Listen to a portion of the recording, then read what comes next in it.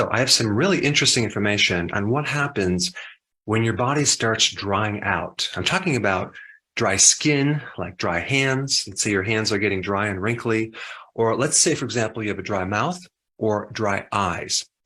What is behind this dryness? Okay, there's multiple causes. Let's start with your skin. So if people have dry skin, they usually take some type of moisturizer to counter it.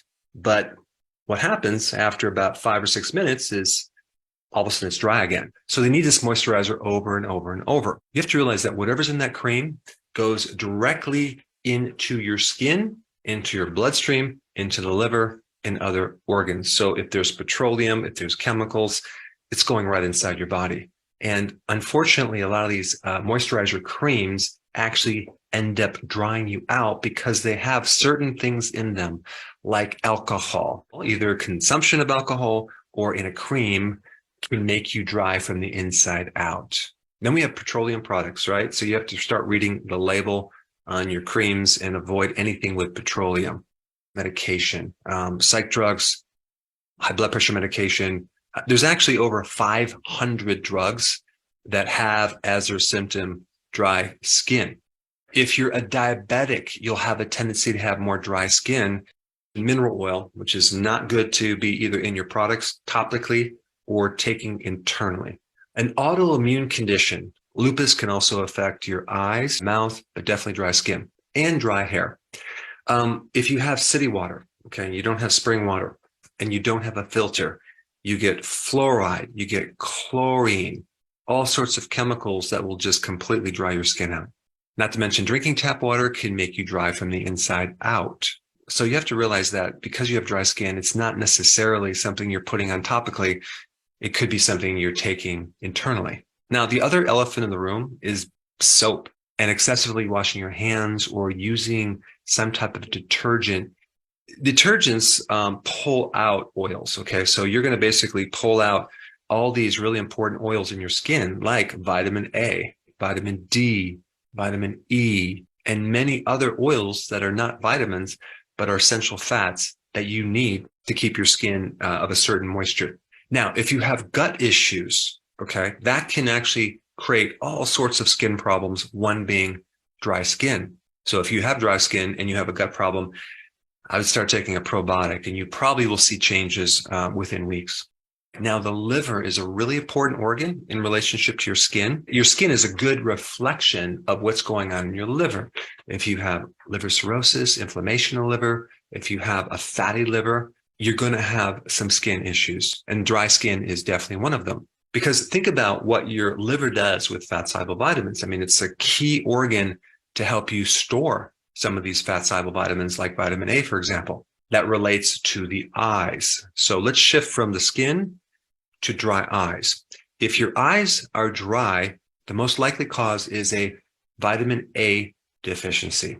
I remember I used to have dry eyes really bad, to the point where my eyes were sticky. It affected my vision. And one time I opened my eyes and it tore my cornea. So I have a long history of problems with my eyes, especially being dry. And of course, I had a gallbladder problem for 20 years, had no clue it was my gallbladder.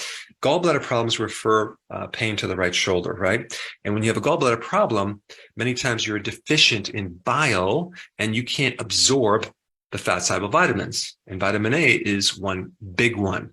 And so you may notice this either in dry eyes or a lack of vision in the evening when it's dark, when you're trying to drive.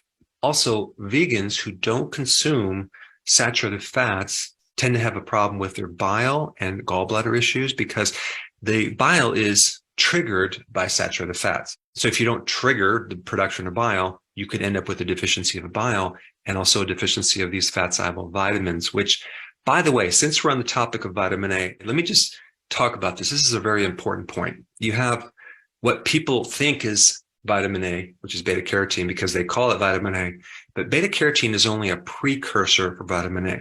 So when you see this, orange or yellow carrot or yams or other plants, that is loaded with beta carotene. Egg yolks also have beta carotene, but plant sources don't have the active form of what beta carotene turns into, which is retinol.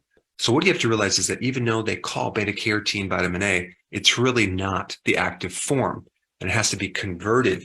And the percent of conversion is really small. It's like 3%. So don't expect to get your retinol active form of vitamin A from plants. It's nearly impossible. As a side note, egg yolks also have beta carotene as well as retinol, so they have both.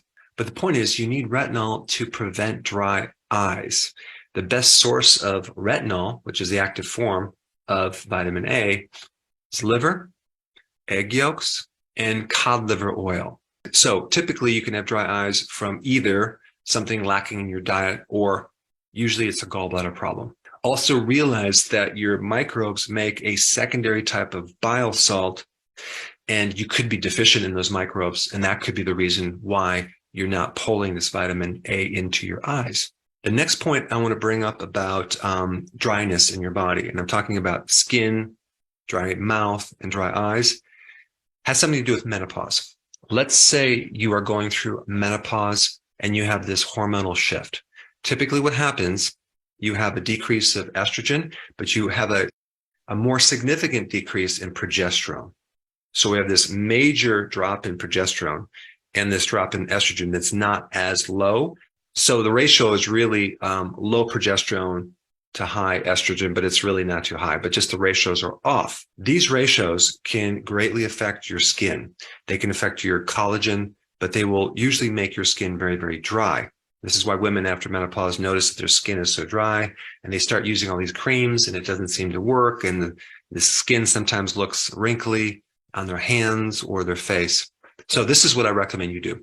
You could take a progesterone cream and put it into your skin and see good results. But I think another thing you may want to try first would be to take a DHEA product. Okay, it's a natural product you can take, which is kind of like a building block for these hormones to tend to boost them up. It's kind of like the raw material to build up more progesterone as well as estrogen and other hormones too, like cortisol and testosterone, things like that. So if you were to take that as a supplement, not a lot, you just need a little bit, because if you take too much, you can actually raise hormones higher than it should be. The last area I want to talk about is dry mouth. Okay, what can cause dry mouth more specifically than what I already talked about? If your body is producing less than 0.1 milliliters of saliva per minute, you will fit in the category of a deficiency of saliva, which is going to cause dry mouth. Now, here's one little side note. Your saliva makes certain things like sodium bicarbonate, which is baking soda, to help buffer the acids in your mouth. And so there's a lot of benefits to having enough saliva that can help prevent cavities, to help prevent tartar, that I did a whole video on in the past. Antibiotics, okay, can create a dry mouth. Antibiotics can increase your risk of getting candida, which can also give you a dry mouth. And then if you're consuming sugar that feeds the candida, it just will never go away. So if you have candida, you absolutely positively need to get rid of all sugar in the diet, and that will greatly help you. All right, next one is stress. Stress can really alter the salivary glands. I know in the past when I had a great fear of public speaking and I had to speak, wow, my mouth got so dry I couldn't even talk.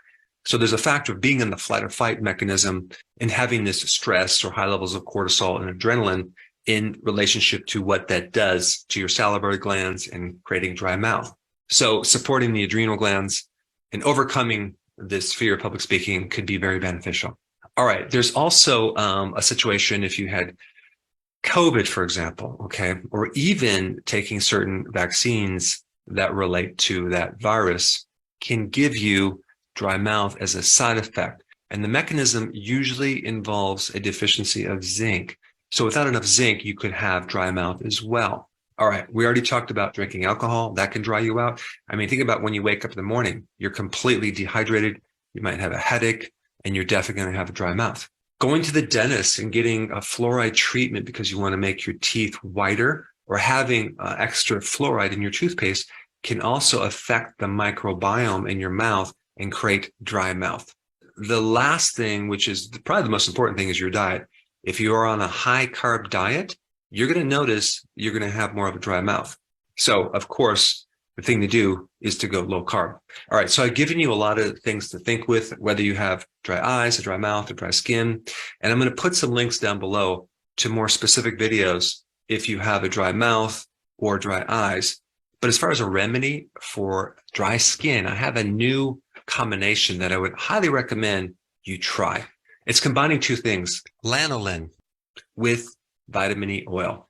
What is lanolin? That is a natural substance that sheep produce that keep their skin and wool nice and protected. And you can get this as a natural product, okay? Then you can put it on your skin. It works great for dry skin. Now, I will say there's a little bit of a scent to it that you may not like, but it's not that bad.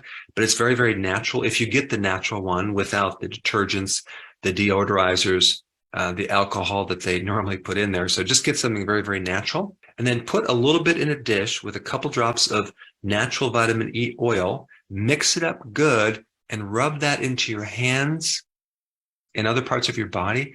And you're going to notice a great moisturizer effect, especially in the winter. And I think you'll really like the solution. Now, if you haven't seen my other video on what to do for dry hands, I put that video up right here. It's been very popular. Check it out.